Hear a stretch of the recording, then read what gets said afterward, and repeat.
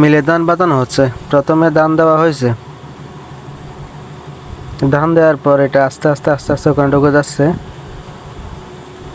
পরে বেশি এদিক ওদিক হয়ে গেলে আবার বাইরে থাকা কিছু ঢেলে দিতে হয় আর কি। তো এটা হচ্ছে চালন, এখানে পড়তেছে ধান, এখানে পড়তেছে অটোমেটিক নাড়াচাড়ার কারণে এটা নিচে পড়ে যাচ্ছে। এটা হচ্ছে পিতা।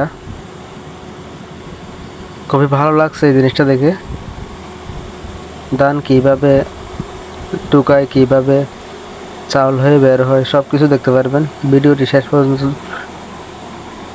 শেষ পর্যন্ত দেখুন। এখন আস্তে আস্তে চাউল হয়ে বের হচ্ছে, তবে এখনো পুরোপুরি হয়নি, অর্ধেক অর্ধেক কেটে কেটে বের হচ্ছে উপরের খোসাটা। দেখেন এখনো পুরা বের হয়নি, আস্তে আস্তে আস্তে আস্তে এটার উপর দিয়ে চাউল পড়তেছে। এটা ফিতা।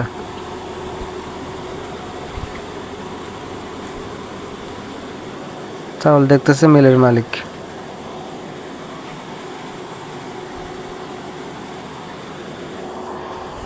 আপনাদেরকে একটু দেখাই কত সুন্দর করে চাউল হয়ে গেছে। দেখেন ধান দিলাম আর কত সুন্দর করে চাউল বের হলো। এই দৃশ্যটা আসলে দেখার মতো।